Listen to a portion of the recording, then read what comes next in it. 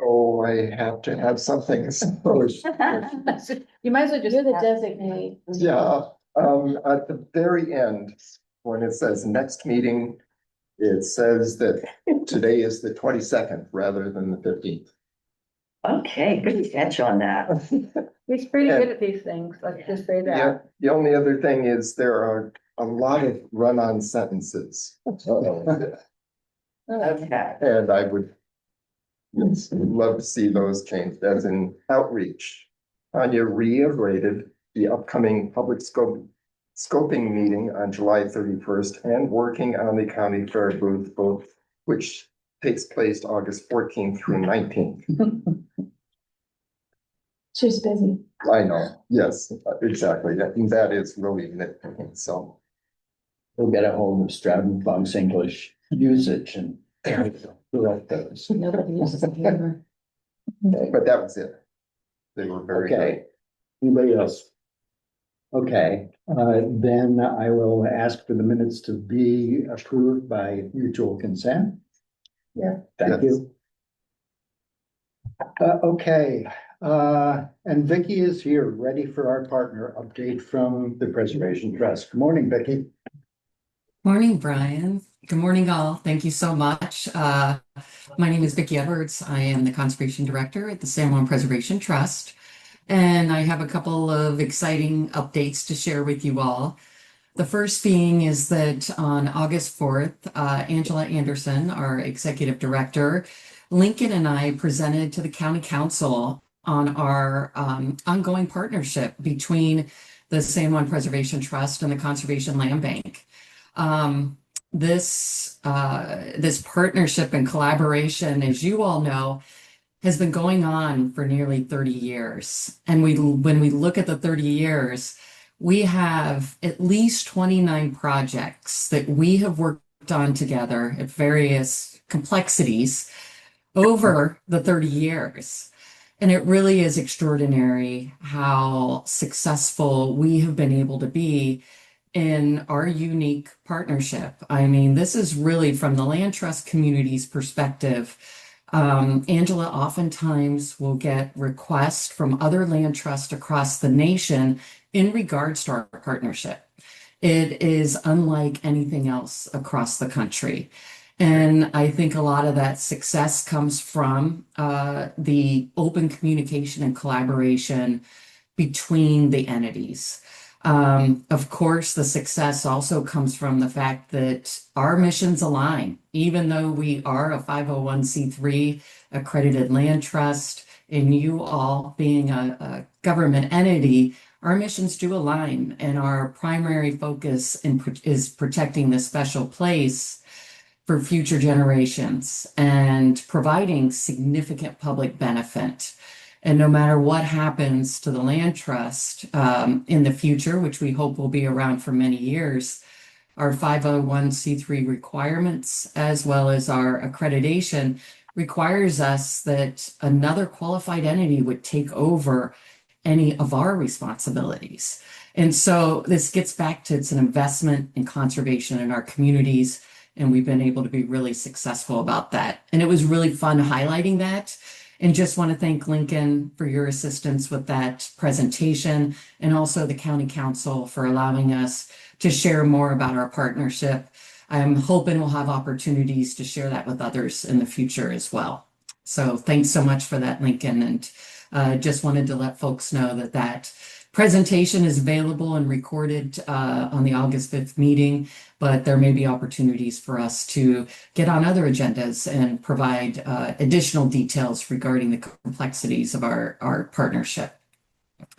And then the second exciting update is in regards to the rollout of our Mount Ben West campaign. And many of you may have seen that the San Juan Preservation Trust is working with a landowner on the west side of San Juan Island to acquire 30 acres that connects in with the San Juan County Conservation Land Bank's West Side Preserve, and then into the Conservation Land Bank's Mount Ben property that then connects into the Preservation Trust Mount Ben property. So this has been a a priority for both of our organizations for nearly 30 years. It's an amazing parcel. It has undulating landscape with these amazing Gary oaks that there's some conifer encroachment right now, and we just envision this enhancing and restoration of that habitat type. Also, these rocky balds and just the overall scenic views and the future possibility of connecting that trail, working with you all from the West Side Preserve through this SJBT future Mount Ben West parcel all the way up to the top of Mount Ben. So, but the first phase is us acquiring it. So that's why you're seeing this campaign rollout. We're looking at 1.76 million to acquire and steward the property. And we have fortunately secured an anonymous match of $750,000 to be able to move that campaign forward. But to realize that, we do need to raise another $750,000 to be able to secure that match. And so we are hoping our community comes out in droves to help us acquire that. This is our most ambitious fundraising project since Turtleback in a relatively short period of time, with in addition to other campaigns we have going on in our annual campaign. Oh, sorry, there was someone that may have come in. Is there a question? Oh, no, Mike. Okay. But just want to share there's more to come. This is phase 1. And I know that Lincoln is going to talk about phase 2 later in the agenda. And that is moving forward with the hopes of us working on a conservation easement as the San Juan Preservation Trust as a grantor of a conservation easement to the land bank. So a little different twist than what we've done previously. And Lincoln will be discussing that later on. But that would be phase 2 after we acquire the property. So more to come. Excited to work on this project and just really want to thank Lincoln and Doug, because the conversations started when the landowner reached out to Lincoln with this landowner wanting to protect the property, but knowing that they needed also funding to be able to cover costs. And so we're able to move forward with that. We're taking the role of fee title owner, but we do look forward to working with the land bank on future trail access. And then also Lincoln and Doug did help us with outreach to some of the landowners before the public rollout. We want to make sure that we're being good neighbors, good future neighbors, and we're working closely not only with the land bank, but the other neighbors as well. So more to come on that. Thank you all. Cool. Great. Thank you, Vicki. Really good. More good news to come. That's great. Hey, Vicki, I have a question. I know that during this campaign period, your access to the property is limited and you have to provide a lot of advanced notice for that to happen. I think one thing we'd really like to do is provide an opportunity for commissioners to get out there. So I think the sooner we could set something like that up, whether it's in conjunction with you doing a donor visit or whatever the case might be, I think that would be really helpful if we could try and make that happen maybe early this fall. Yeah, September. Yeah, I appreciate you mentioning that, Lincoln, and we would love to be able to do that and coordinate with the landowner on getting access to be able to do that. Because as you mentioned, they're still using the property, and we do need to get plenty of notice. And so, yes, I would love to coordinate with you, Lincoln, and I'll share some potential dates, and we can definitely schedule on getting folks out there. Great. That's a good opportunity. We have talked recently about doing more extended visits to our present and future preserves recently at the last meeting. And in fact, at the last meeting, we all visited our next acquisition on Orcas. So look forward to Mount Ben. And Vicki, I'll say I'm marking time a little bit, waiting for our councilwoman to come. She's not going to come. I have not heard from Jane. I did send her an email several days ago. Okay. we'll see if she turns up. But I just wanted to say, that's the Mount Ben acquisition is a really good example of our partnership in terms of our connectivity of various properties, both yours and ours. And putting it all together. And that was one of our goals at our last retreat and strategic plan in the last year. So that is actually happening. And in terms of partnerships, you mentioned that our partnership is fairly unique. That is a partnership between a public land bank and a private conservation organization. One of the reasons that it's unique is that there aren't very many public land banks. As you know, we're the only one in the state of Washington and one of, I think, only 3 or 4 maybe in the whole country. So that opportunity really doesn't exist. Yeah.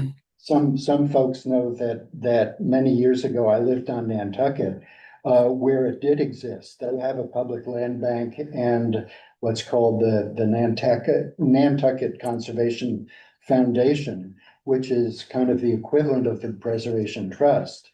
And at this point, the last I knew, that between those two organizations, they had preserved about 50% of that island. So big goal. Wow, that's They've been fantastic. working a long time, but there's a good future ahead of us. Is that primarily with easements or with actually fee simple? A lot of it is fee. I don't know how many easements. I think it's roughly 50-50 Hmm. percentage wise. Yeah. Their sister island also has a public land bank. So, Wonderful. yeah, Great to hear those successes. That's for sure. yep. Anybody else? Questions, comments for Vicky? Great. Thank you, Vicky. Thank you, Brian. Thank you all. So Councilmember Fuller has not appeared, may come up later and we'll make space for her. Brian, since you mentioned the Nantucket Yeah. land bank, I thought I'd pass this around. We've been doing a little bit of research, actually from an HR perspective, but also looking at their publications and doing a comparison. We thought you might be interested that this is their version of an annual report. I'll just pass this around to let you take a look. They certainly raised a lot of money, but it doesn't seem to go into the annual report. Let's put it that way. They tend not to be very public in my experience, or at least at that time, and that was 35 years ago. They, like us, they have a commission, and I worked somewhat closely with them. But they were not, well, for one thing, they don't need to be quite as public as we do because their local authorization is permanent. It doesn't sunset, so they don't have to come back. Also, their REIT is 2%, not 1% like ours. So that's why they have a lot of money. And the average home sale in Nantucket right now, the median is about 3.5 mil last I read. So a lot of money. Yeah. Okay. So while we're waiting for Councilmember Fuller and the rest of the agenda, why don't we have our commissioners' updates? I'll start off because it kind of segues. Thanks to a dental appointment or two, I was over in Friday Harbor with Times Square and ran into Vicky on the street, who reminded me of the meeting with the county council. So I was able to attend that and learn a good bit. I was very pleasantly surprised at the number of partnerships that have taken place over the years. It blew me away, and I knew about quite a few of them. Also, I attended the Northern Pike meeting with the Department of Fish and Wildlife here, which was again very educational. It was well done. They brought out a lot of people with a broad range of experience. So it was very good. The one area I saw where they might have improved was outreach because there weren't a lot of the public there, unfortunately. But it answered a huge number of the questions that I had. Let's see, I attended the climate change committee meeting, and they are still working on the amendments to the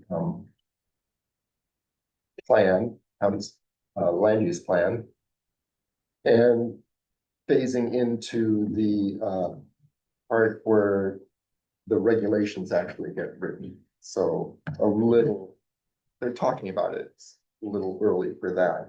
Do you have any sense of how quickly that's gonna proceed? The plan has to be accepted first before they can formally get into this. The funding for their coordinator was moved backwards, so they have less time to do this, but it's sounding like they'll be able to finish up the work this fall for the plan, for this part of the plan, and then next year, I think it is. And Councilmember Fuller will be able to tell you more. She's also on that committee. Yeah. Um, John may also be able to speak to that. I know they have a deadline for the plan, which is, I think, the end of this year. But separately, the prosecuting attorney's office is working on the ordinance, the regs, and I don't know what the schedule for that is. I'm not sure either, I'm sorry. Okay, yeah, there are several places it has to go, the planning commission, the county council, the prosecuting attorney's office, so it gets shuttled around, but it's in the final stretch, I believe. Let's see, also due to dental work. I managed to get out to Katy Mountain and went to Beaverton Marsh to watch some really good volunteers up on top of ladders pounding in 10-foot heat posts, which hurt just to watch, but they were doing a very, very good job. Pardon? hurt your teeth? No, they were numb at that point as well. But it was very impressive. The gardens that they have it made me so jealous. And yes, good work being done out there. And just as an aside, I attended an impromptu sort of meeting about the national monument, which adjoins several land bank properties, and just trying to figure out what can be done at this point in time. It was interesting, but just at the very beginnings, more brainstorming meeting than anything else. Whose meeting is that? Because I understood that the committee had been disbanded. The committee has been disbanded. There were several members of the old committee there, so it's a bunch of people with, living on. yes, with Uh-huh. interest in trying to make sure it doesn't disappear. Guardians. Yes. Good. I saw Bree at the fair yesterday, and she mentioned, hope for a restoration project. That was kind of the direction that things were tending. Nice to see momentum continue. It would, yes. I don't know how it's going to work because things like that take money and they Yeah. have none. Right. So, but it hasn't disappeared yet. Thank you, Tim. Yeah. Sounds like we all should be visiting the dentist. Yes. Who else? I didn't visit the dentist, but I visited Marcus and Lopez because my sister was visiting, and having not been here in 10 years, I was able to show her all kinds of new things on land bank property. And it was interesting to see from her perspective. She was really awed by what we've been able to accomplish and how many new access points we have for the preserves. It's really delightful. So got a lot of miles in. Good. Okay, I'll speak up. So I got to attend the discussions and the interviews with the potential contractor for the Beaverton Marsh property, and I kind of squirmed a little bit going into that, but was really glad I did it. It was really interesting and we had three really good candidates. And selected one. And I really want to commend Doug and Lincoln for all the work that's gone into that so far, because there's a lot. So I'm excited about that. It's gonna be and it's gonna be like full tilt boogie. Also conversations about a couple potential projects on Lopez. And then, conversations about staffing, which I'm not totally up to date with as of this week. So anyway, that's interesting. And- We'll have a report on that. Yeah. Mike, Amy? Right, Anne Marie? Hi, everybody, except for, I think, a communications committee. I've been very busy with my day job, so have not been able to do anything else with the land bank, but I always appreciate hearing my fellow commissioners. Great work. Thanks, everybody. Brian, I wanted to add, thanks for the reminder, Amy, that Anne Marie and I have continue to participate on the finance committee subcommittee. And yesterday we had the wonderful comment from Aaron that our attendance and focus was actually helping. We feel better. And so we'll have a discussion on that later on too. Thank you. So I don't have a whole lot to report. I spoke with Lincoln yesterday.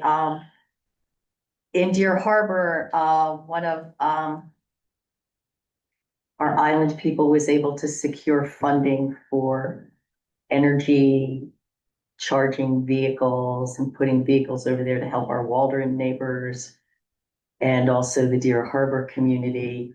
And is often the case, they see a little parking spot and think, oh, wow, I wonder if we could park some cars there for people to use. So I talked to Lincoln about it, and that it's just like not something we can do. I mean, I can see that parcel from my home, and there's always somebody there with a kayak on the top of it, and it's not easy to back in and with your kayak, and so having cars parked there wouldn't be a good idea. But in addition to that, the community is very, very vocal. So it would take a lot of phone calls from Peter and Tyler just dealing with my community, and cars. So, but the good news is I helped the gentleman identify some other areas to look at. And So the suggestion was to do this on our preserve there? in our- yes, our they would little like to parking park lot? cars on the Okay. preserve. It's just, With stations to plug in. well, actually, if they could even just park a car there, they would like that. But it makes more sense for them to be up closer to the Deer Harbor Marina, because that's where the Waldronites, they come in on the boat, they have their cars up above, and that's the ideal place for them to be. So they need to work with the resort, and there may be some public land there that is county right away. So I think there's some other opportunities other than us. I'm glad that's not in our mandate. Good. Yeah. But we want to be helpful, right? Good catch. Thanks, Henry. It was a very small lot. Yes, it'd be a lot of fun backing in, I Yeah. think, just Okay.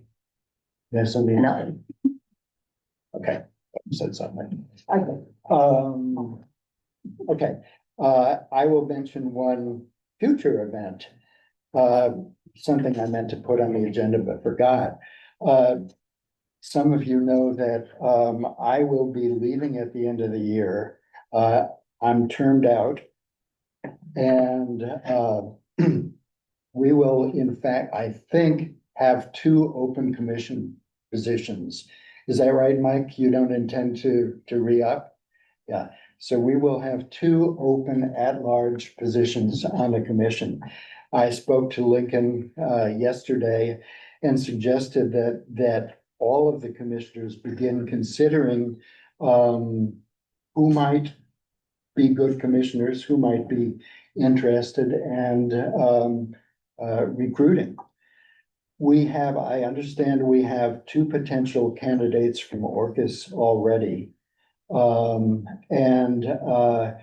The other thing that I would like to suggest is that we all encourage candidates to attend at least one or two meetings before their interviews come up and get to know what the commission actually does, know a little bit about the land bank, and introduce themselves to us, to you all. The other thing is, I lost my train of thought. So we have two candidates. So it's going to be an interesting selection process. So anyway, I just want to encourage everybody to be thinking about that and prepare before it comes down. So those applications, do they get those online, and when Yes. does that process actually happen? So the process happens, the vacancy occurs at the end of this year. So they would typically be filled at either the December or January council meeting.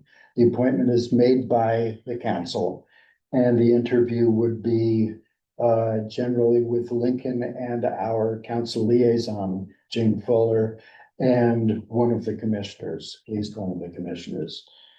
So the current process is that the vacancy remains open until the end of the year. So they can't select anyone until the beginning of the next year. That often becomes a problem because they haven't established their schedule. This is the council. And so getting someone into that January meeting, getting someone appointed at their January meeting is often difficult. So I'm hopeful that we might be able to make some change to allow appointing people earlier, so we don't have January, sometimes it's even February. Yeah. We don't have the commissioners. Organizations. You can make a selection, I think, before the formal appointment is actually made by council. Well, you can, you have to keep I don't know that you can announce it. you have to keep it open. You have to keep the applications Okay. open till the end of the year. Yeah. So I don't think they can.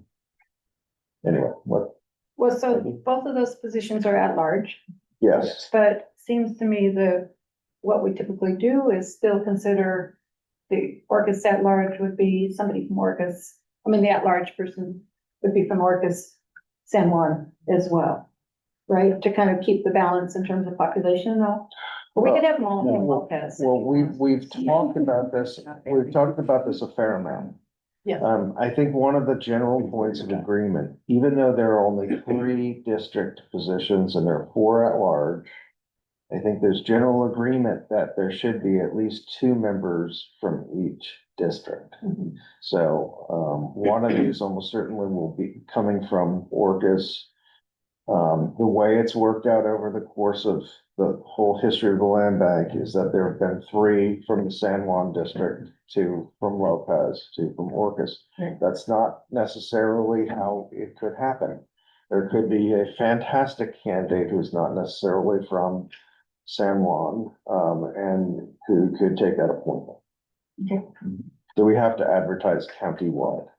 So Shaw and Crane, we've never had anybody from those islands. We have had a Shaw commissioner, Fred Ellis was on the commission. How about Judy Moody? Is she on? Was she on? I don't remember. I don't know. I'd have to look back through. What are you would know better than me. No, I remember. In any case, yeah, we have So- had at least one, one from Shaw, I think a couple. We've had a couple of applications from people on Waldron, Oh, good. which is, it's great to have. Logistically, it's hard. Hard, yeah. Cause I don't know how their internet is for Zoom. Lincoln, are we advertising at this point? No, I don't think we've done any advertising up But to we this point. typically advertise. We'll advertise on the county website, we'll advertise in the online papers and in the print media such as it is. Do we put anything up on our website? Absolutely. And we'll also put something on Facebook, and whatever else we can think of. But, well, word of mouth, as you pointed out, has been most effective. We all know good conservationists. So the two potential people from Orcas are definitely gonna submit their names. Don't know that for sure. One I believe has submitted, the other, may. We have one application so far that's been submitted. One last question. Is there a requirement that people never have served before? I know that there's a 2-term limit. Can you go off of the commission and come back at some future date? I don't think that's been tested. Okay. So my assumption, Peggy has, right? Thank you. well, I'd be out of here. were you, did you do 2 terms? Oh, in the beginning, no, I think I just did one. Yeah. Okay. So I don't, anyway, I think it's fair game, honestly. My understanding is that there's a new policy that you can be off of a commission Mhm. for, I think it's a year, but I'm not sure of that, and then reapply again. I'm not aware of that, so I can check into it. I just heard this the other day. Okay. Anybody else? Okay. Let's see, where are we? Financial guidelines. Financial guidelines discussion. More discussion. And Aaron, you gave us a new quarterly report. That Yeah. looks like that's the next item, though. I would like to get these guidelines approved. So can I go ahead and move that we approve the guidelines, Mr. Chair? I'll second that. We did have Okay. discussion at our previous meeting. Have, a motion and a second. Any discussion? Okay, I just want to remind us all, that these guidelines are intended to represent the way we are currently handling our financial picture, and the subcommittee is working with staff to develop refinements and perhaps changes of direction for those guidelines. So this isn't the end of our conversation about financial guidelines. It's simply to, put the rubber stamp on what we're currently doing, yeah. and it's an ongoing process. And as I understand it, this is somewhat separate from the other discussion that we are about to have. And I'm fine with that. I have no objection to the guidelines. So with that, we have a motion and a second. All in favor? Aye. Okay, financial guidelines are approved. Thank you. Unanimously. Thanks for all the work. Yes. Yeah. Thanks to Aaron. Yes, thank you. This guy. Discussion on, I think it's fair to say the way we present financial information both to the commission and to the public. Yeah, I'll kind of kick this off a little bit. There's been a lot of discussion over time and just evolution of the program, the amount of information and money moving around, as well as new commission, new blood. We're constantly evolving and trying to make corrections to improve the information shared with the commission for decision-making and for public ease of understanding. You know, whenever we can have a member of the public look at something like this and not need to ask questions, that's a huge success. So, but we're always open to calls for the full budget and more substantial, elaborate, breakdown of the whole thing. But in terms of how we want to share this information on a quarterly basis, is up to our discretion and to the commission's discretion of how they want to see it.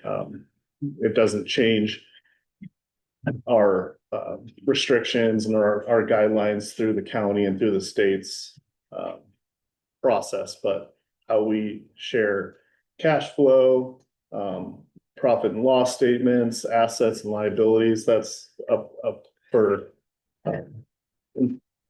we can make changes and show that however we want. What I have done here over the course of time, multiple iterations, different suggestions. One of my theories and my starting points here was to not make a huge overhaul and a complete change right out the gate. I intended with this to combine the two into a format that everyone's used to seeing already. So as you can see, when you're looking at this, it looks really similar to how I've shared the conservation area fund, the format with cash, assets, liabilities, and then the revenue and expenditures along with REIT numbers. So instead of having a conservation area fund financial statement and then a stewardship fund financial statement, the goal here was to do it in one and to eliminate some of those line items that like transfers, for instance, being, shown as revenue and expenditures. They need to be for county and state forms, but in terms of sharing money and overall cash balance for the land bank as a whole, they balance. So initially, we're just taking those off of the information shared because it's just cash balance. It's moving from one account to another. We don't, if somebody wants to know how money's moving around, we have that information and more than welcome to share with anyone who asks. So as I was going through this, the idea was to tighten it up as much as possible, eliminate line items that weren't necessary to be shown on a quarterly basis, but also give the whole picture. And given that we are still two funds, we are operating under two funds and they both do have different responsibilities and different actions. We still need to show them to some degree.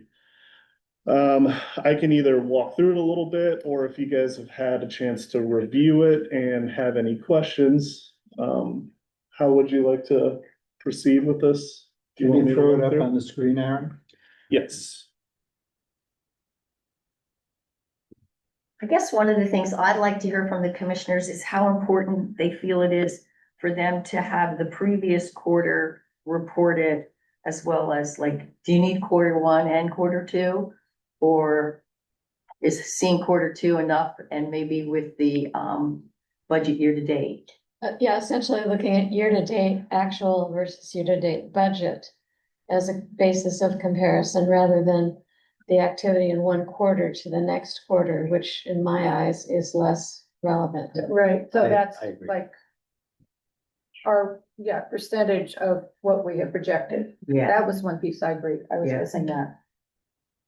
Yeah, I'd also like to see year-to-date versus budget. And expressed as a percentage as well. I think Mike has a question. Thank you. So I've got a couple of questions that some of them deal with the substance of what's going on, and some of them are more wordy issues. And as an example, I think under the balance sheet, which is the top half of this, the change from one quarter to another is traditionally shown, and it's versus a budget. We didn't budget necessarily, and our cash flow falls within quarters. It's harder to predict. So I would recommend that the top part be Q1, Q2, plus the third column being change instead of the word difference. I also find it interesting that properties, the 70 some odd $1 million worth of properties, disappeared from here. And it got me thinking about, how do we account for an acquisition? When we do an acquisition, does our properties go up by $3 million, the cost of the acquisition? I mean, is it a fluid thing or is it a fixed number? I guess I never thought about it before, which is so obvious to me that if you buy something, you put it on your balance sheet. But Mike, I wasn't seeing this as I didn't mean to interrupt you, but I'm not sure if we talked about this yesterday when I ran into you at the fair. I don't see this as a complete balance sheet at this point. I think this is, in my view, a work in progress. And okay, well, that's fine. I mean, I'll just submit that we ought to put properties on Yeah, on statement. absolutely. It's intended to be a statement of our assets and liabilities and a statement of our income statement or receipts and expenditures. So I would just recommend that that happened. That I don't understand, and I do not understand how we handle. I don't remember. Do properties change when we buy a property? Yes. It goes Yes, up, right? assets, Yeah, yes. okay. The So answer it's is yes. It's Absolutely. definitely an asset. And So- this is intended to be a balance sheet. So anyway, I'd recommend you put that back in. In the lower section of the P&L portion, we have a one line item that says stew, which is stewardship, I assume. I think it'd be great in that section of expenditures that we have some way of defining the amount of money that's going towards stewardship and the amount of money that's going toward general management or acquisitions. And that might mean that property management and maintenance would be a stewardship item. Not quite sure I understand what's in there versus what's in wages and operations, but it seems to me, I think a reader would want to know, which of these actions are we deem to be stewardship type actions and which are general management or acquisition type. So that would be a recommendation. And in that bottom part, I do think that we're measuring ourselves in the P&L against our budget. We set up a budget at the beginning of the year, we're measuring ourselves against it. So I think instead of year to date, it might be some way to describe, or in addition, might be a way to describe how we're doing against our annual budget. So that's really all I have. I would commend Aaron on these change. I think this is a much simpler and easier and more understandable statement of our activities than the other one we had, which was loaded with lots of line items that I didn't think were that relevant. But so I would commend the team for putting this together. I think it's a good step forward. So Mike, I just have a question. This is Anne Marie.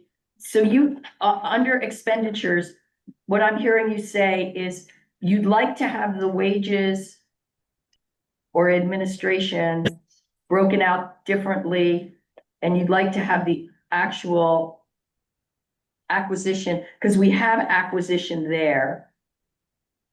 Well, yeah, I'm just saying I'm not like sure I understand exactly how you want it broken out.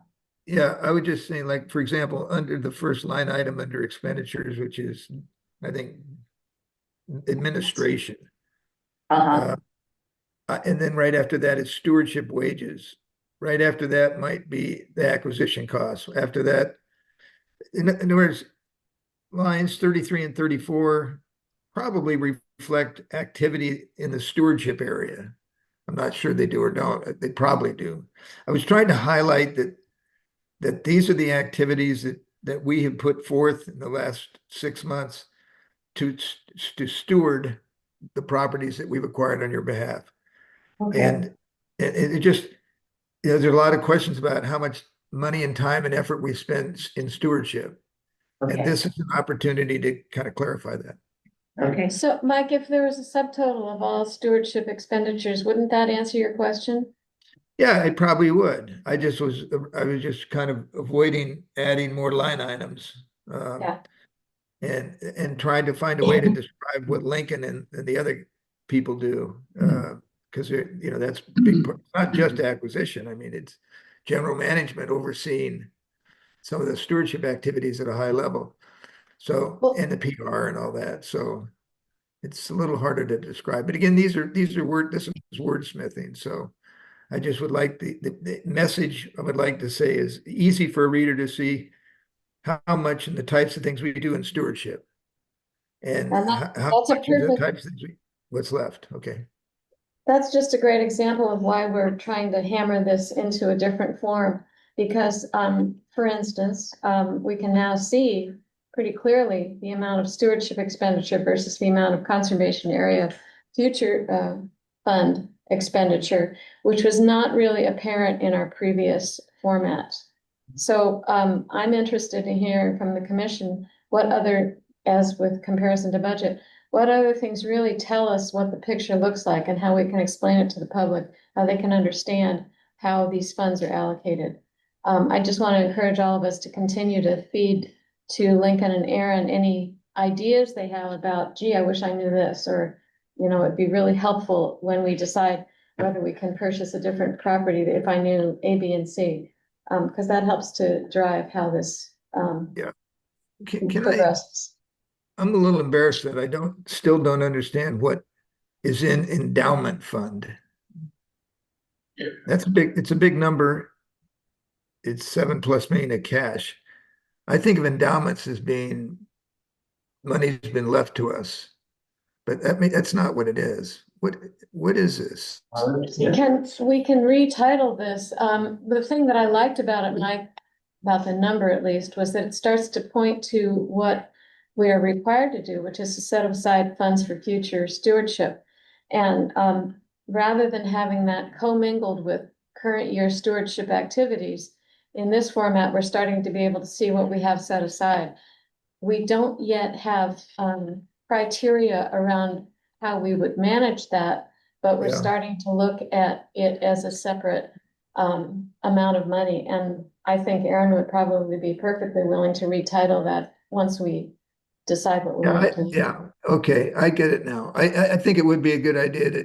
Endowment is a term people understand, and it's not what this is. It's, you know, I'm not even sure how important it is, because we could change that to 0 tomorrow if we wanted to. It's not all of these cash accounts, the conservation account and the stewardship account, these are arbitrary. We decided we would fund their budget this way. And that's our cash, I look at the 14 million and say, or whatever, 15 million and say, that's what we're working with. That's what we be looking at, and allocating it between stewardship. I mean, it's a good try, but you know, the number could be anything we want it to be, right? Well, that's where the idea of creating some policy around these allocations, I think, comes up, and that would be a further step, in my view, of the development of this process. That, you know, we aim to have this much in this fund or that much in that fund. You're right, those could be whatever we want them to be, but we need to figure that out and design some guidelines. That would be another financial guideline goal. The guidelines probably don't go along with the statement. No, not yet. That's the only, the line item description is probably the most important. I'll leave it to you guys to try and figure out a way to do that. But if you said we've got 7.5 million set away, you know, for some kind of future disaster, to keep our stewardship efforts going. I don't know how you describe that, but I think that's kind of what this was supposed to be, right? Right. Yeah. Okay. So That's all I have. I think you've done a great job, though. I think I understood this statement more this time than I have in the last 5 years or whatever it's been. Good job. Good job. One of my questions, I have a couple of questions and some comments. In terms of the comment about assets and including our land, would that be assessed value or would that be based on what we paid at the time? Yes. And then we just keep telling. How would that, if we were to include an item? Typically, it's cost. Mm-hmm. Typically, it's what you paid for it, and you could have a parenthetical fair market value, but I don't think it's worth trying to do that. I mean, that's a changing number. You'd have to figure out every year. Assess each property each quarter or each year or whatever. I think cost is a more traditional statement. It makes it much easier too. Yeah, I think there are two different things going on here. Every year, we do take a look at our properties and their value for the purposes of thinking about this question of taking property off the tax rolls and so what it's worth.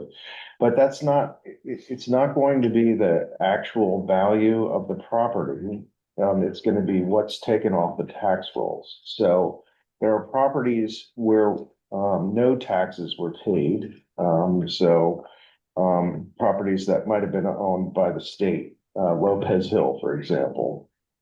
And so for the purposes of looking at properties removed from the tax rolls, that's a zero. But for other properties which aren't in that category, I do go back and look at them every year. I look at the assessor's statements for that year to get a sense of where properties have gone, what the overall value of properties in the county are. And then I look at each property honestly, and look at their assessed value, because that's the number we're concerned with. And I'll look at comparable properties and how those assessments have changed over that year. So I'll assign a new number to it each year based on that. Good. One other tiny accounting perspective is that in order to make a balance sheet work, if you decide you have a $1 million property and therefore your organization has $1 million worth of value, but you only paid $10,000 for that, in order to make your balance, you have to have a contributions account offsetting the amount. So we own a $1 million property. It doesn't mean that we used $1 million of cash to buy it. The contributions account of $990,000 would make up for that, would give you a balance sheet. I guess so, yeah. And we are, Mike is an accountant. He has his accounting perspective. The county does things in a slightly different manner. They're working on a cash basis, and we're trying to pull all of those things into what is it that we want to be able to see and understand so that we can make decisions going forward and that we can explain it to the public.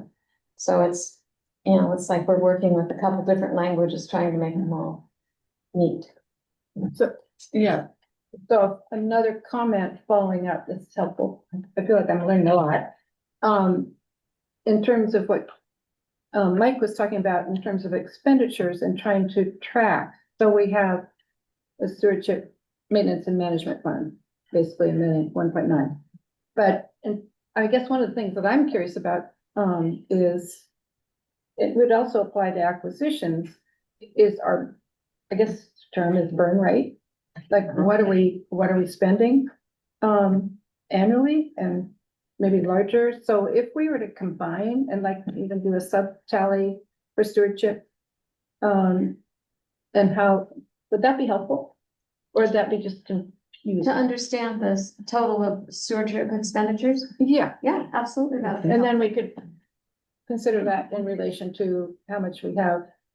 Yeah, I'm hearing it from multiples now for the P&L section under expenditures to have them grouped together Acquisition. from conservation area fund activities and stewardship Right. subtotal and then total. Yeah. So So that way you're seeing them separate, you're seeing their amounts, but then we're still seeing the total. I think that'd be And helpful. another way to do it would be to have, don't worry, Emma. We already talked about this, I think, to have a column of revenue and expenditures and income statement for stewardship. A column that has income and expenditure for conservation area funds, and then a total column. So that you could see each of those departments separately. We can always, look at different departments separately and then see the total. But as I think, I'm not sure, maybe Mike mentioned it, what we're trying to get away from is this idea that we have to move money from one line to another line in order to make things work. Because really, this is one pocket. So. Yeah, I do want to speak to the reason why I put year-to-date totals on there as opposed to budget, because we're combining two funds. So they're two separate budgets that are built in, and if we're combining all of these, we're pulling in actuals from two different budgets, or I need to show two different budgets. So I'll have to look at how that's easy to understand in here, because when we're looking at two different budgets into one and how we're working off of that, We'll And take some remember, everybody, manipulation. this is for the general public. Right, You can always drill down, at another level, but the first, it's my understanding that this is for the general public to be able to look at a document and see things pretty easily. And I think for our understanding as well, Yes, no, we're general. we're not all accountants. Only Mike is an accountant as far as I know. And he's leaving, so I don't know who's gonna explain it to us. Who's leaving?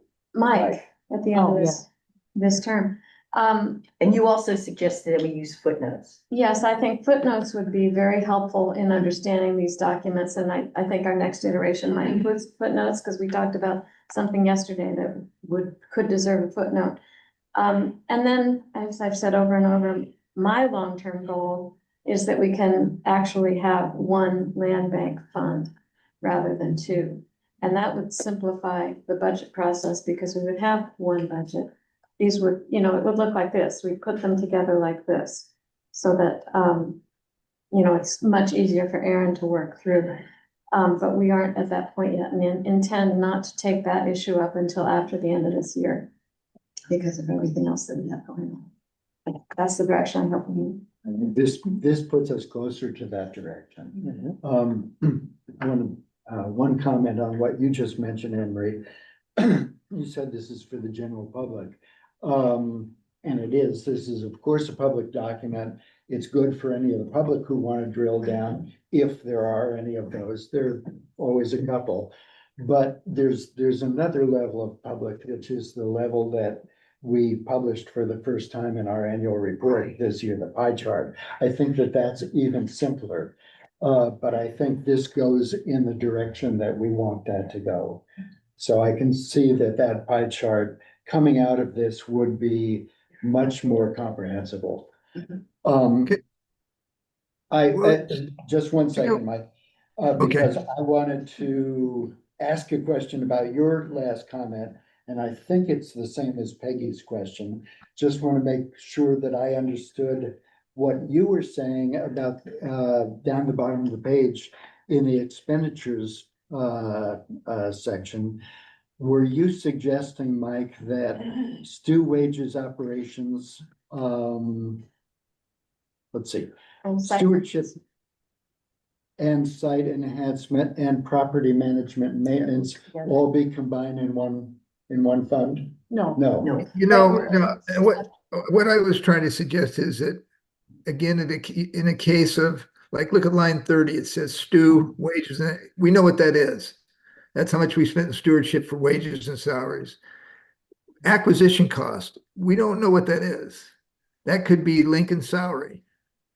It could be what we did to buy property.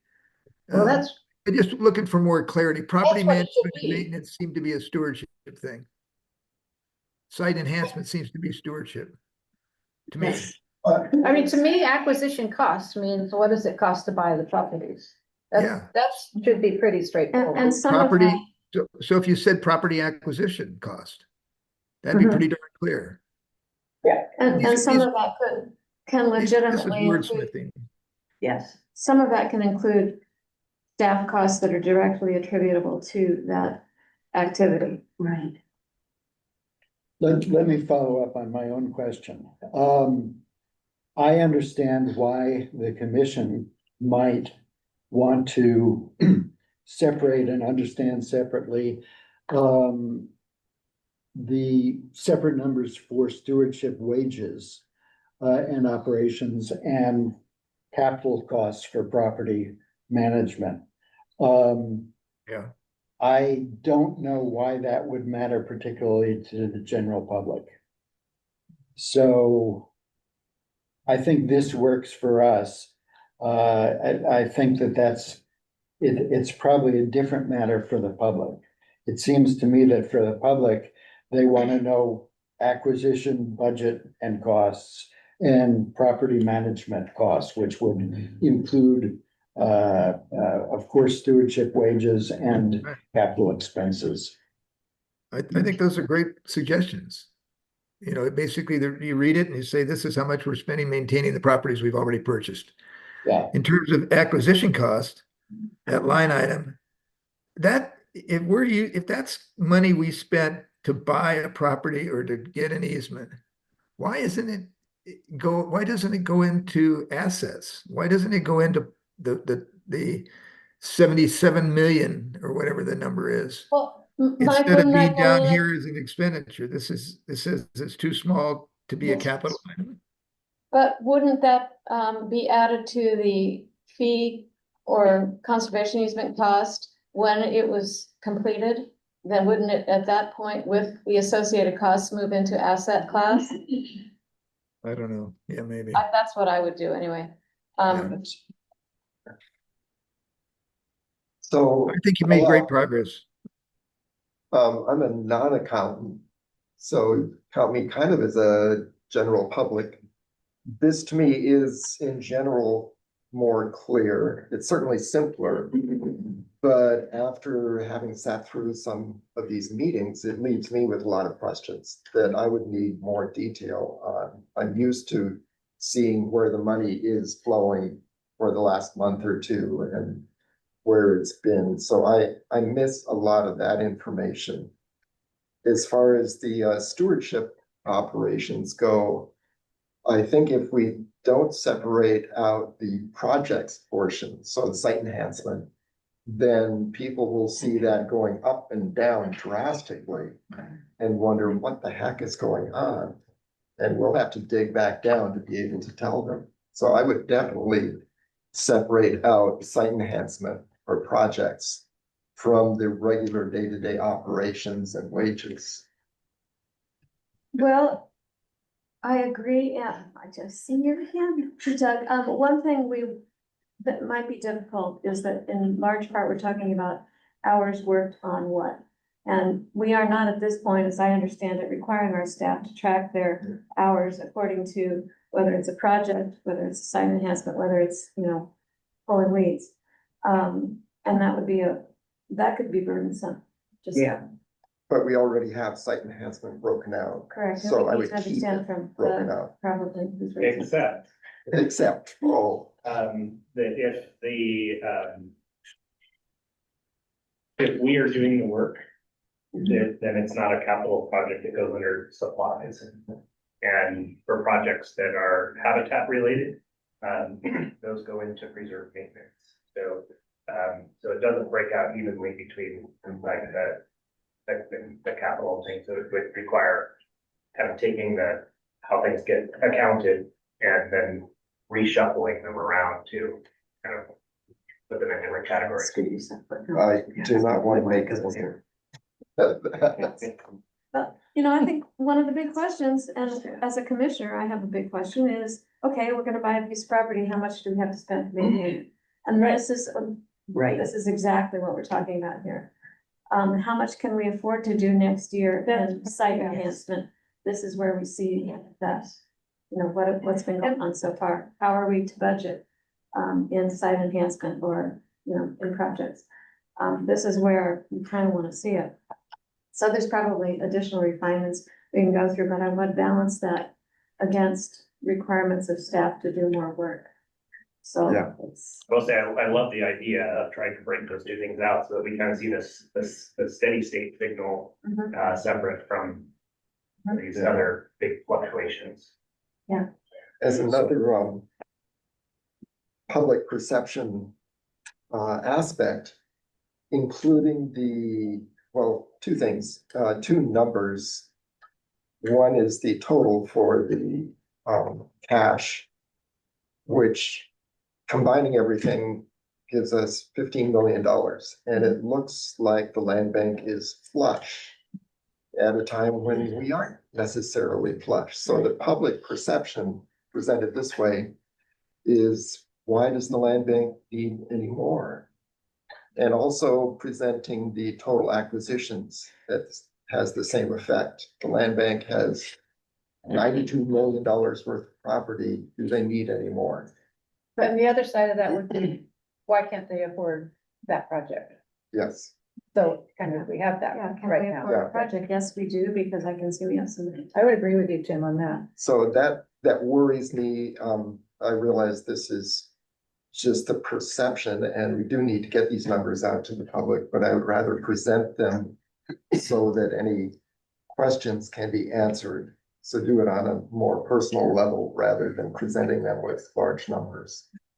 Yeah, I don't, I appreciate what you're saying and I understand that, but I don't think you change accounting to give a, a public explanation. I mean, that's a footnote. Right. The footnotes is, that we are chartered with preserving our properties on infinitum and allocate, thus we allocate a certain amount to that. I understand what you're saying, but I think there's got to be a better way to describe it. Well, and I think by doing this also, I've had lengthy conversations with somebody on Orcas about what do you have set aside to steward your lands in the future? Well, Yep. we do have some money set aside here. And actually, we're talking about how we're going to define how we do that. So I think it answers questions as well. How much do you spend on this every year? But do you change it every quarter because you analyze it differently every quarter? So there's that fund goes up or down based on what we think it's going to take. I mean, that by itself is a. No, we're never gonna do that, Mike, as long as I'm a commissioner. John, did you have some legal insight into this? Not really, but I do have a suggestion, to kind of follow up on Tim's comment. As the commission was discussing earlier, it doesn't really matter what you call the endowment fund. And I do think it's an important question that you're asking yourselves, what can we call it to tell the public that we are doing something? In the county code, the word that's used is reserve. So that's one word you can use. Again, you don't have to use that word, but it did get me thinking that if you used a label like mandatory reserve or required reserve or something like that, it may help in just making it especially clear to the public that you have to have a reserve, and also you do. So just thoughts, nothing. Those are good, great comments. Yeah, good comments. Yeah. It looks to me like this is an ongoing discussion. Yeah. We're still tweaking and improving the budget, and that's good. I think the discussion that Anne Marie referred to is in our future. Again, so onward. Yeah, I got my notes. This was a great discussion. I'll probably re-listen to this section of the recording and make sure as I move forward, I make these adjustments, and when we feel it's time to bring it up for discussion again, I'll have another draft. Thank you. Aaron and committee, we keep on doing it. Thank you. Yeah, I want to say again, good I job. really appreciate Big footnotes. improvement. Footnotes, I got it. especially like for certain projects and Yeah. things like that. It will answer questions that you're gonna ask ahead of time. Okay, we're getting a little behind schedule, so it's time for the director's report. Very good. So I will start with acquisitions. We do have an upcoming acquisition, as you all know. The Cherry property is going to be included, has been included in the council's budget that you recommended to them. They'll be making their final decision, their final hearing on Tuesday. That same day following that, they will be considering accepting the deed for the Cherry property. I don't anticipate any problems with either of those. We do have a closing deadline. It's currently set for the 22nd, but that can't happen because the county does not record anything on Fridays. So it's going to happen on the 25th. And we will go from there. Some things about this acquisition, we are working with a neighbor who's going to make a substantial donation, getting that lined up. So that will be helpful. One of the things the neighbor does want is to do a boundary line modification. And I think that's meant solely to ensure that he has the amount of privacy that he's looking for. And so we're working on a good neighbor agreement, which will take us in that direction. Each property that is going to be given to or purchased by the other will be restricted. So nothing is going to happen on those properties other than vegetation growing and natural things. So Excuse me, Lincoln, so is this in the area just adjacent to the walkway and the beach? The yes, neighbors above? yes, The one who came out when we were down there. the other yes, day. exactly. And so you saw him and he saw you. Yeah. Whom we invited to our party. Right, and so he was, I think that was a little eye-opening for him to see a number of people down there on the beach. But, you know, we're very cognizant of neighbors and trying to protect their privacy and do a lot in that regard. So we were able to show him some of the things that we have done. He was able to go down to Judd Cove, which is a pretty extreme example, honestly, of a preserve. When we purchased the property, there was no big house immediately adjacent to it that was constructed subsequently. Now there is this giant house, but we have a really substantial treed buffer between them, which is going really well. It's a very wet area, so plants grow well there. We're working with them on stream restoration, on bank restoration. In probably another 3 years, it will be hard to tell, frankly, that the house is actually there, which is a pretty remarkable accomplishment for that particular setting. This one's going to be easier.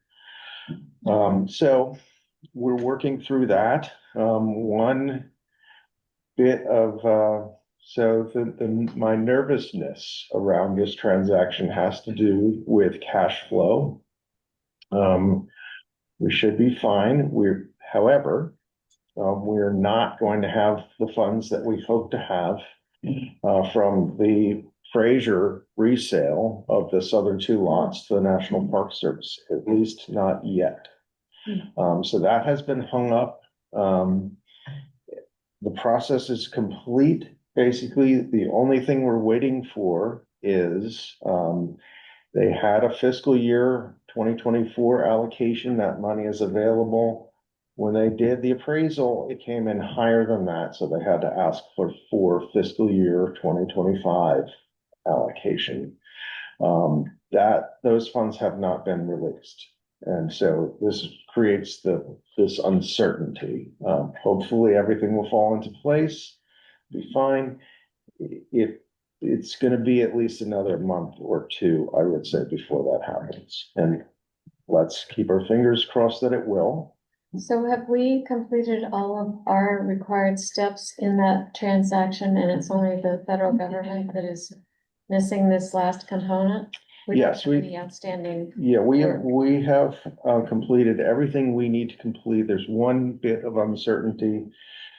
The administration required for all projects to have a letter of no objection from the local government and the governor's office. We've secured that. They are now requiring not just a letter of no objection, but a letter of support. Park Service staff don't think that we're actually going to have to do that because we've already complied with the previous directive. We'll see if we need to do that. That won't be a problem. But that's really it. Otherwise, we have jumped through all of the required hoops. Do they ever release like the 24 money with the idea that the 25 money will follow? I don't know. Because that would be like around 800 and some thousand, right? It would be. Yeah. So The that would- difference in value, I was just gonna ask. Yeah, it's so the fiscal year 24 allocation was for 800,000. The appraised value is 1.28 million. So I did ask actually about, can we just take the 800,000? We're not allowed to do that under our local ordinance. We cannot sell land bank property for less than appraised value, so. it I was- was just wondering if they could make a payment. I understand, that's a maybe a good question to ask them, but, my guess is the answer is no. Yeah, I just think cash in hand from this group would be good. It's worth asking the question for sure. And did we get grant money? We didn't, we had a problem with that, with some of the. Okay, so two things. Jerry, yeah. Yeah, I was gonna ask. We have 1.1 million we've been awarded under salmon recovery, and we're working to get that money. However, one of the issues with this boundary line modification with the neighbor is that we will have to complete that before we're eligible to receive the grant money. Because the granting agency will need a legal description, and they will impose a deed of right over the property. They need to know what property they're actually putting that on. So That's we'll be The cherry. with Cherry. So we'll be moving as quickly as possible with that boundary line modification. Hopefully that will happen in the next 2-3 months. I mean, it's our process. It's not the easiest process. Could be. Can you, It is what it is. do we have a map that you could show where that boundary line modification is gonna, I'm sure there's. I think I have it in. Do you have Yeah. that? Just email it to me real quick. Or I can share it probably with you all. Oh, Peter. Peter, that'd be great. Too. Yeah. Let me just good morning, everybody. Let me just show you this. Okay. If there are restrictions on the properties, both that we are giving up and that we are receiving, that it's a net gain to the land bank. Oh. Not necessarily on paper, but as far as conserved area. It's a good idea. Right. Well, Unfortunately, I'm unable to share my screen. So Peter, if you can't pull it up right now, maybe in the interest of time, you could share it with Lincoln or with the whole commission by email later. yes. we can certainly do that.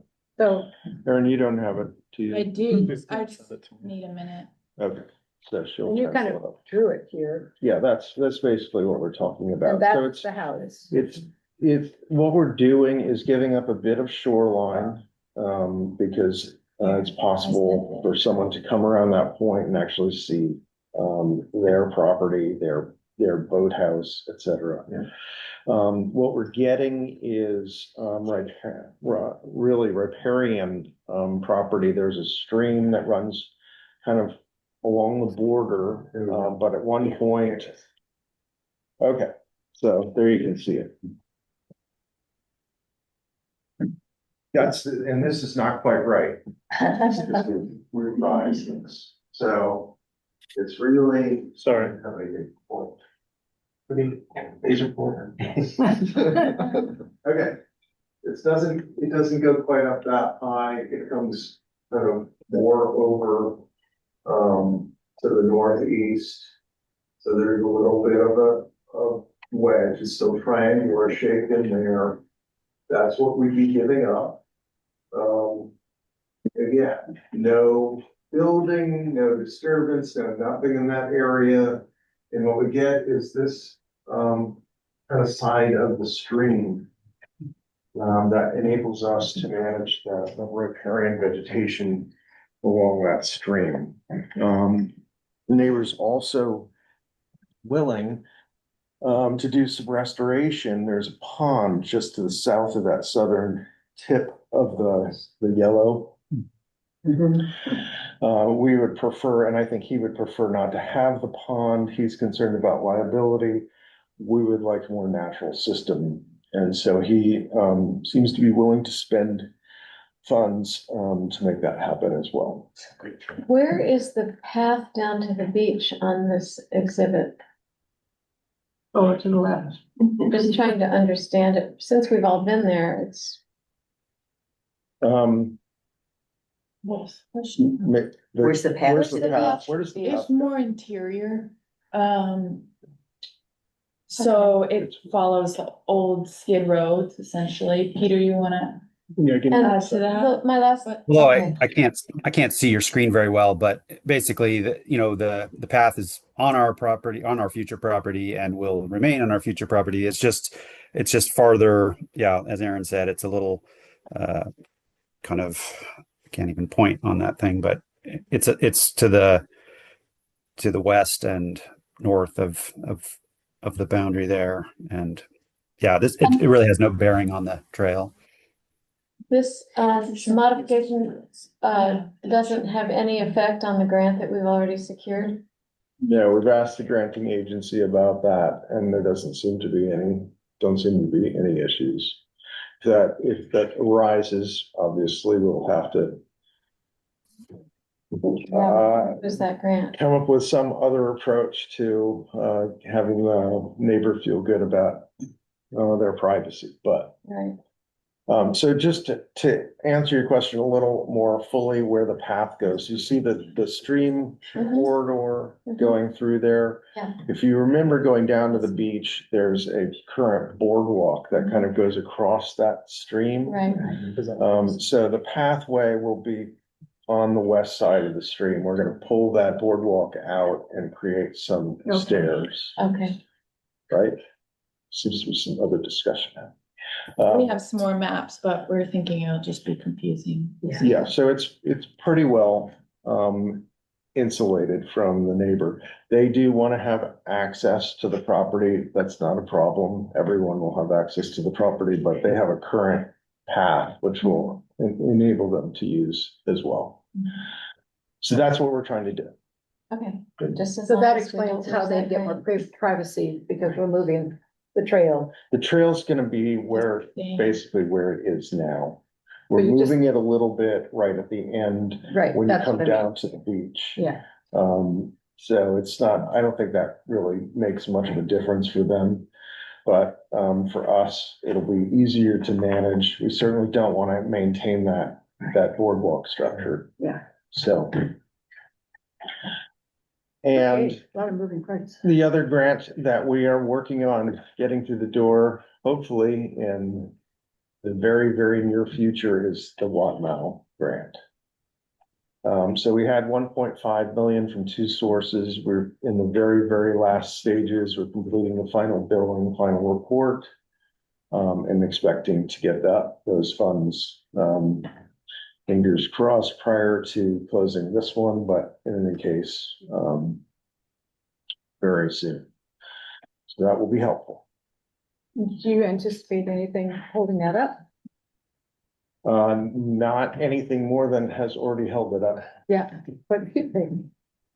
We've had a lot of, it's been a little complicated in that we've had to cut out an area with the structures. And so the state gets a deed of right on the area they're protecting, and so that excludes that structures area. So we had to do some survey work, some discussion around boundaries and a whole slew of other things. Hoops that you need to jump through in order to get the RCO funding. We had to have the appraisal done several times. Anyway, we're in the home stretch on that.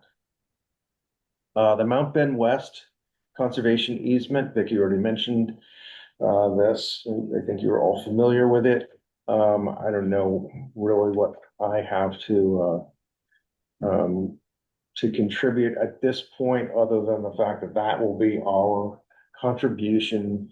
We'll be holding basically a forever wild conservation easement. Their intention, there's a house on the property and tennis court and an outbuilding, and their intention is to take those down. That's on we're responsible for that? No, this is Good. on the trust property, so they're Right, so they're responsible for taking those responsible. Good. down. One of the key things we had to get through was negotiating for a corner of the neighbor's property so that the trail can get to the Mount Ben Preserve, because it just meets at a corner. Trust was able to accomplish that. in exchange for a view easement, which fits with their management goals for the property, because there's Gary Oak. So there's a lot of Gary Oak release that needs to be done, meaning cutting fir and allowing Gary Oak to live. Yeah, so they're cutting down the firs to improve the view in exchange for this little corner. Right. Right, and we have on the Mount Ben Preserve, there's also an existing view easement that we've been working on. That came with the property, so we've been working there too. We have touched base with all the neighbors. Our neighbor to the east, who we've had a long history with, I did correspond with recently. He's actually coming in to look at some maps, and I think is supportive. One of the things I want to get from him is agreement, though, that we still want to be able to access Mount Ben Preserve from the end of Goat Pen Road for maintenance purposes.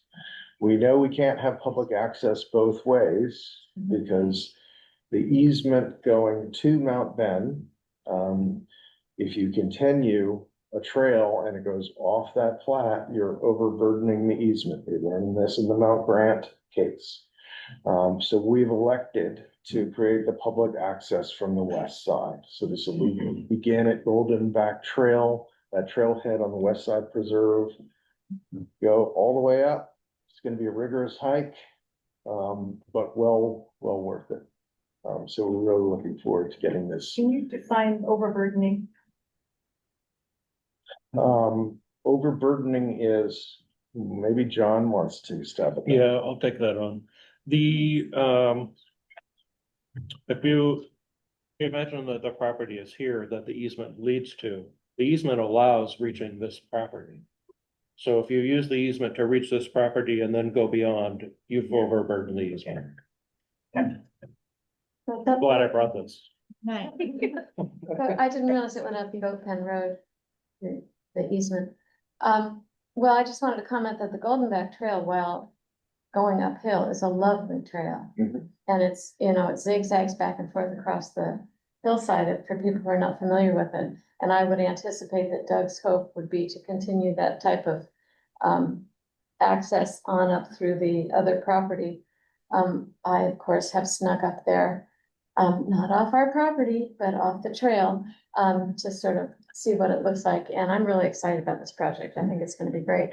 I sensed from Vicky that it's going to be some time before the public access to a trail will be contemplated. So are we talking 5 years, or do you have any sense of that? I'm sure it'll be less than that. When, I can't tell you. I'm just looking at my lifetime. Like Yeah. Hopefully well within that. Thank you. Okay, we do have one other project going, that is the acquisition along Cascade Creek on Orcas. We're still trying to work through some details on that. The funding appears to be in place. It's salmon recovery funding. It's the #1 ranked project for our water resource inventory area. So we're anticipating almost all of the costs to be covered by that grant. There's no match requirement for that particular grant. So it's a riparian grant. So that one's going forward. And I think that's about it as far as acquisitions at the moment.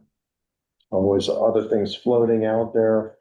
I will say that, once we make this Cherry acquisition, we're gonna have to very, very closely watch our cash flow, and I think it will limit other possibilities for some time. I don't see it being a problem for the Mount Ben West Conservation easement, but taking on other projects is gonna be quite difficult for at least the next, I would say, 6 months or longer. Okay. Organizational update. We've continued our series of conversations with our consultant.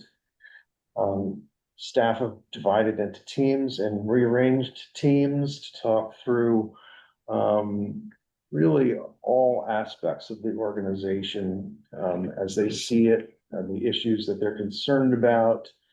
And we're now rounding the bend into, solutions. So at our last meeting here, we did identify some shared solutions, which I think was really helpful. And so we're in the process of refining those. We're going to have another meeting, not a week from Thursday, next Thursday, to talk through some of those and really start to focus on an action plan.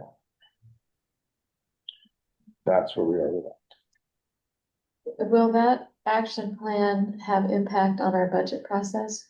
We're gonna have to talk that through. I think everyone's well aware that we have limitations in what we can do in terms of hiring additional staff or spending additional money. So we'll have to work our way through those questions as they come up. That's all for me. Okay, and we are almost on time.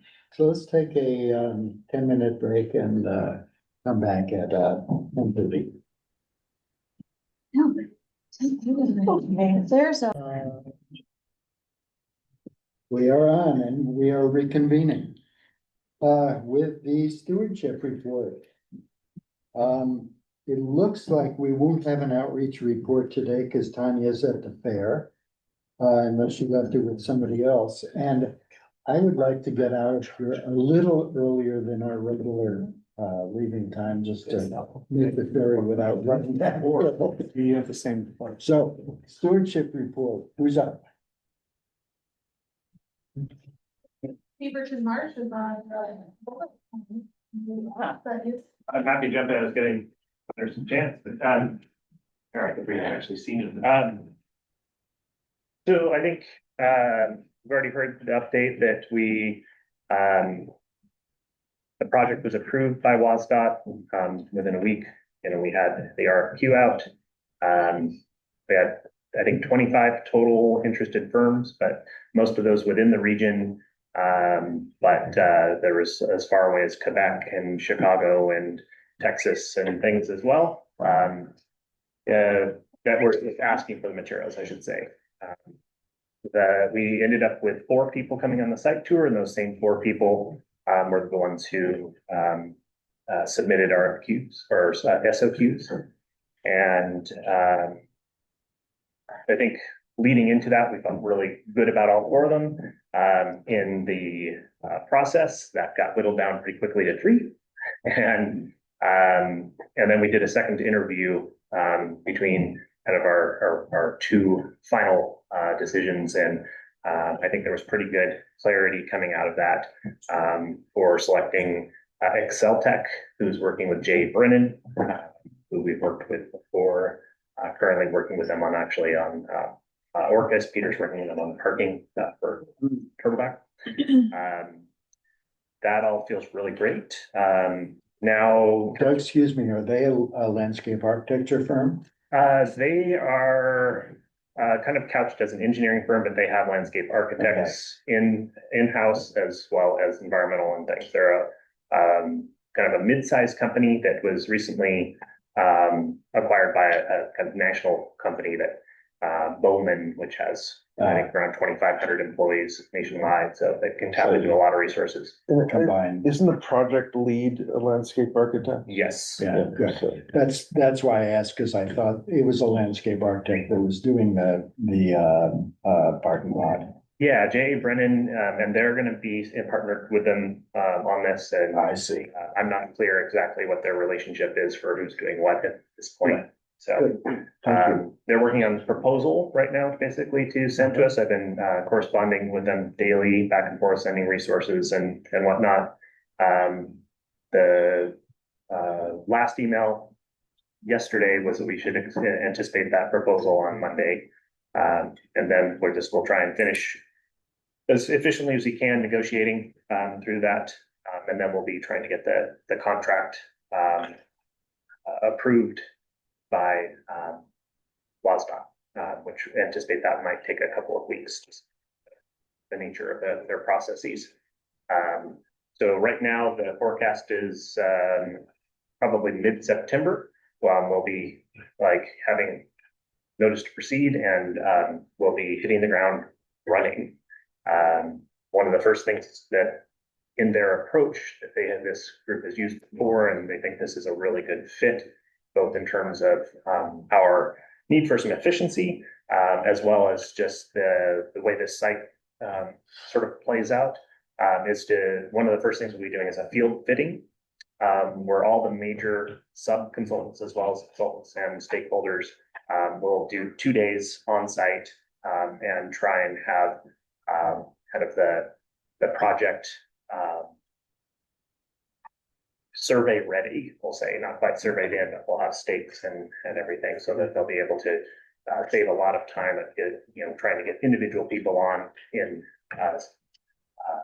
a flow, just look at it all done at once. So coupled with that, we did a scoping meeting for our management plan that included the trail as well as all the other elements. There was about 36 people total in attendance there. And I would say that it was very well received. Continued to get some nice comments from folks coming out of that, including one just urging us to do more events like that, not necessarily even for a management plan relationship, but just to give opportunity to chat with the community. And I said, well, gosh, we have these community conversations. But there was just, a note of appreciation about that. Yeah, I actually had someone come up to me in a restaurant in Mount Vernon and thank me for having the meeting. Like, you're welcome. Wow. Wow. High profile project. Yeah. Yeah, I don't know if you want to say anything else about that meeting, but. No, I thought it was extremely productive, and Doug is really working. Well, Doug's doing just a phenomenal amount of work on that preserve in general and other things. So, and so one last thing I think I'll mention is just that we are still trying to get the HR approval of a project manager position. But I met with a local person this week who is very highly qualified, has all of the direct experience working with WSDOT and transportation projects, and is very interested. So I think they've got a high degree of confidence of being able to find somebody locally that could step into that role really easily and would be a phenomenal sort of resource for us for this whole project. So. What kind of qualifications would that person have? What kind of a professional background? Engineering. Engineering. Yes, and experience with San Juan County government. That's good. I mean, just having gone through those interviews, one of the things that became really clear to me is the timeline is so tight. And the requirements for all these different agencies are really specific, and having somebody who knows how to navigate that will help us stay on schedule. Yeah. And it's pretty essential. Mm-hmm. I have a question for John. Because timeline is so tight and we don't have experience with using WSDOT forms and contracts, not sure your experience with Public Works, if they've used them in the past, and how our county contracting process works with WSDOT and having approval to form from the PA's office in the county when it comes to signatures, and looping you in on the process to be expedient. Is WSDOT participating in the project, or we're just using the WSDOT standard forms? Doug? The standard specifications for road, bridge, and municipal construction. It is it is WSDOT standard, but it is for a federally funded project. So so believe it or not, the largest county contract expenditures for things like bridges use the simplest contract form, because the contract form says something like C standard specifications. And these are, they're extremely lengthy. They cover everything you can imagine. And they're standard. So this is very easy for me. I'm well familiar with it, and it's easy for contractors who use it. And even if it's not easy for contractors who are using it, it's easy for the county. We know these forms. Okay. I'd say that we're for consultants, not construction. So we're thinking about it. And that came to many of that.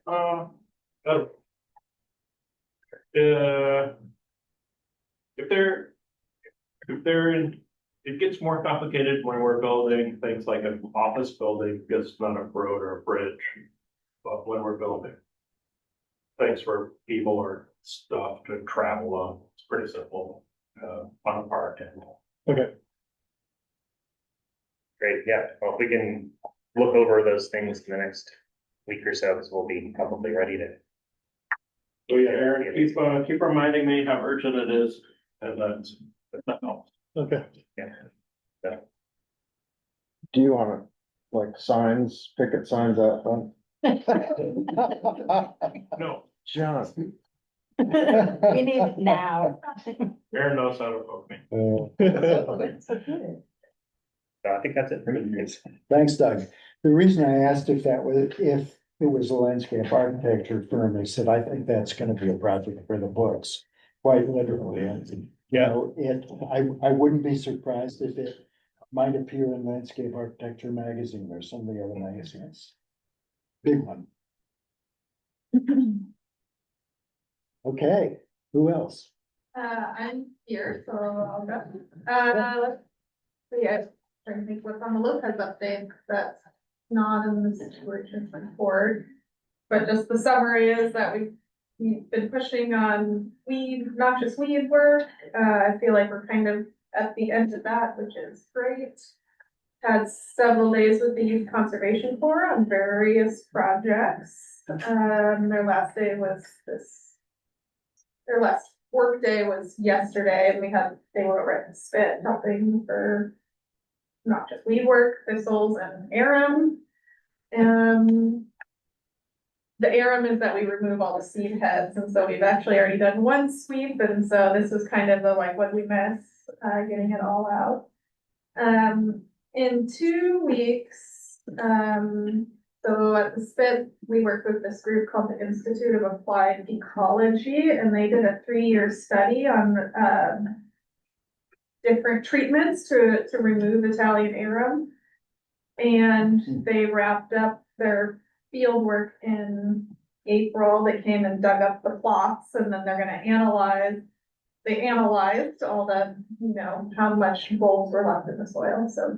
And they did this at 2 other sites in Oregon. We were the most prolific site, but they have analyzed their data, and they're gonna do a presentation, meeting with stakeholders, and I'm looking forward to that. And Doug happened to see the announcement on an email list, so they're really kind of getting it out there to different land managers to talk about what to do. And then, yeah, we're planning for some other projects, things that I thought were farther on the project list that are now sooner, like the Leaks Wetland platform replacement. So we've been working on that. Good. Thanks, Amanda. So there was vandalism at Weeks Wetland and then also Lopez Hill. Oh, yeah. Yes. So, And there was an issue at Hummel Lake, but that became resolved very quickly. Right, There was a the tree. vehicle that crashed there. oh, the trash. So did the kiosk at Lopez Hill get? Yeah, so we started to work on the kiosk as well. So the kiosk where you probably saw the picture. You probably saw the pictures. I am surprised at how many people saw the pictures. So I think that was posted on Facebook. But basically, it seemed like somebody attached a rope to it and just drove. So the kiosk was just in the middle of the parking lot. And so Claire and I were working on putting in new posts, trying to find a way to repost it. And we ended up deconstructing them. So needs a new kiosk. Do we have any clue about who has done these things? Same person? No, no idea. What a bummer. It is a bummer, yeah. No, no. But there's been numerous new land-based kiosks in the last few years, so we've been kind of looking at how those were constructed and probably do some things. Yeah, so we have a temporary post up now with a laminated map, so there's still something, so people are totally lost. It's a good idea, but still. And then the signs, we already put up signs that have the hunting dates, just as a reminder that that's coming up. Mhm. All right. Thanks, Amanda. Yep. Eric?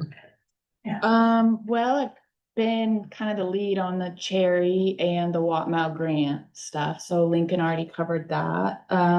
But this week I've been really busy with Crescent Beach, the kickoff to that project, and been going out to the site. Rain Shadow's been working really hard through some high temperatures, as well.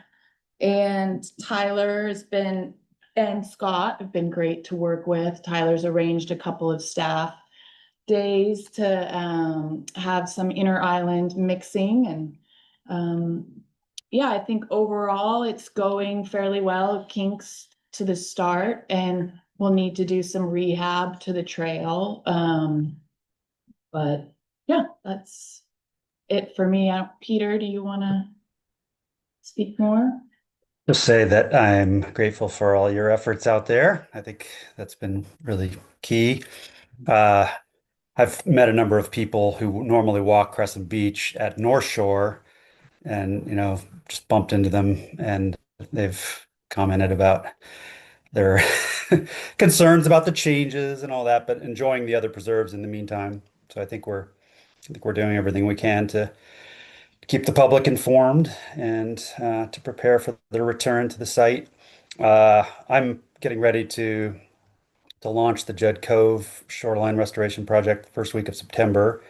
That seems to be all lining up nicely. And then Turtleback, I mentioned at the last commission meeting, probably the last week of September, and we are going to need to close the preserve for up to a week. It'll go quickly, and I think it's going to just help just make that project, the implementation so much easier. And we'll be setting out a press release for that. And the preserve will be open from the north entrance, so it's not like we're closing the preserve, but we plan to close the south entrance for up to a week. Peggy? We were talking earlier about what's happening out at Crescent Beach. Erin and I were talking, or all of us. I think it's a great opportunity for some educational material to be posted out there. Definitely. Signage or something. It's So on people our really punch understand. list. Yeah. Both tours and then some signage for folks to see the different units and have some interpretation. I think Peter has mentioned previously that you've done 2 tours out there, correct? Yeah. Right, and had only very positive feedback. Well, pre-treatment, it's, Yeah, understand. Yeah. I guess my question is, why are you getting negative feedback when people are not supposed to be walking that trail and going into the preserve? Well, Brian, you know our community. Everybody goes everywhere. Well, So when I walked the trail, I didn't see anybody else. well, we asked you to. I figure I'm authorized. you were authorized. And as I told you, that's, you don't make an omelet without breaking some eggs, and that's kind of the way it is. And I think it's gonna be much, much nicer when it's finished. I mean, I think it's a great ecological project, and we'll work through some of the changes to the scenery. Right. Trail's gonna be a little wider. Peter's already got 10,000 plants ordered. Right. So we're really uplifting. But I think Peggy's suggestion about some signage is a good idea. Because not everybody goes on the tours. Oh, yeah, Yeah. it's on the list. I agree. And there is signage out there.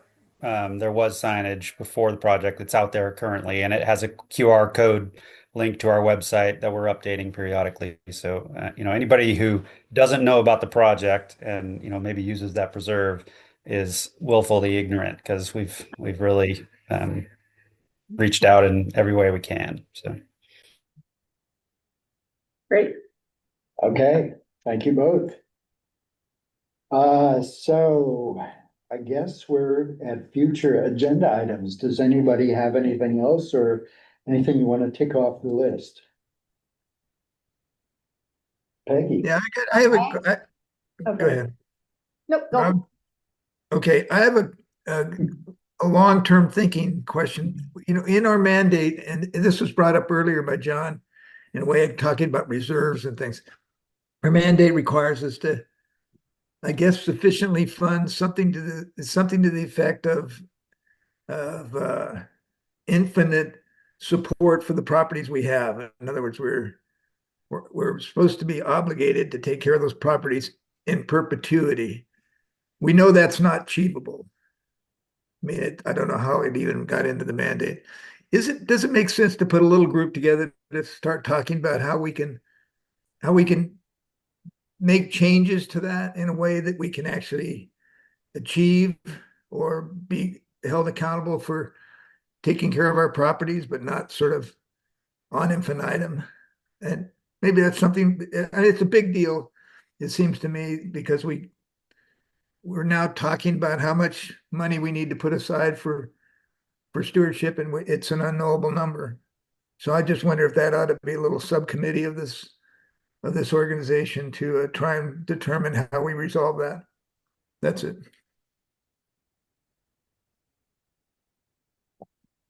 Commissioners, financial wonks, thoughts? The world is gonna be so different Yeah. in the future. I just don't know how we could intelligently address that issue.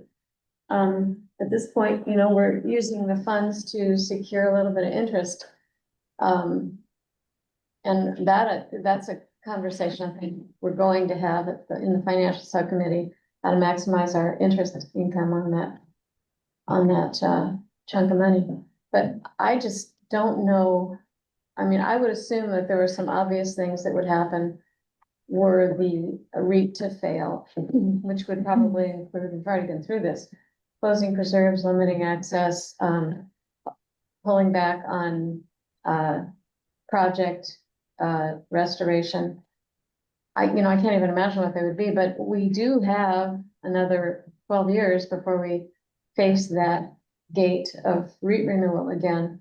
I don't know that we need to think about it at this moment, Mike. I don't disagree with you, but It was more than not trying to figure out what that number is, because I don't think that's doable. It was more about can we change our mandate? So we don't put something in there that is undoable, unknowable. And maybe it's just, maybe it's 16 years from now or 12 years. I don't care. But it just seems to me that I feel a little uneasy to keep recognizing we're held accountable to something that we know is undoable. We have time to see if we can adjust to that. So it was more about the language in the mandate. Land trusts have this same kind of requirement. You have to know that you're going to be able to care for what you're protecting. But good question. How do you figure it out? But there are other examples of people trying to do that. Sorry, Peg. We don't have time to really discuss that now, but I would suggest that whether or not we agendize this in the future, it's going to be one of our future discussions in meeting potential candidates. That interest remains out there, and it's a subject that I would suggest might be appropriate for our next annual retreat, when you and I won't be there. All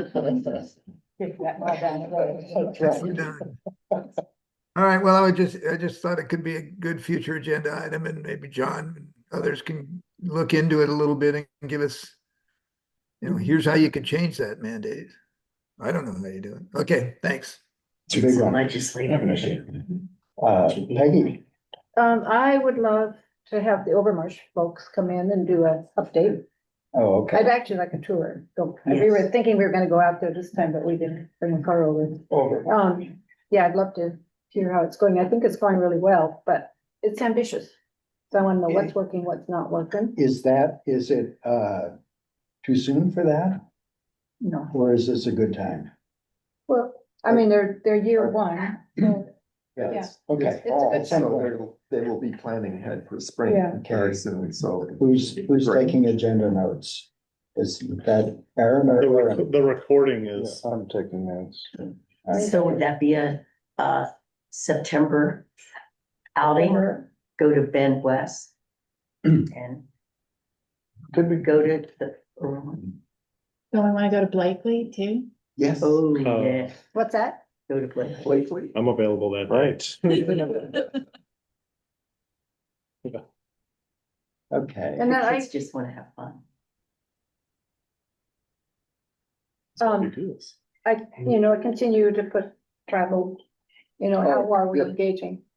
Travel, which So that we can be proactive, did maybe, not appear on this.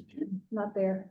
And then a big one for me also, and Overmarsh is kind of a subset of that, is what is our role with land bank with agriculture? And how do we want to look at that going forward? I would suggest that's another annual retreat, subject. That's. When you're gone. That's a big. Okay, That's when I'm going, but that's a big subject.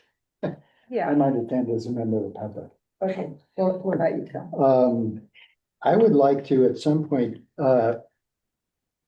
prioritize this issue of consistent stewardship, infrastructure standards. There's also a note here about restroom facilities, which I really intended as part of that discussion. In that we're developing several things, which may be appropriate, I don't know. But this question actually came up originally, in the context of the, chain fence that we put up at the Deer Harbor Preserve that somebody objected to. And will remain anonymous. Yeah.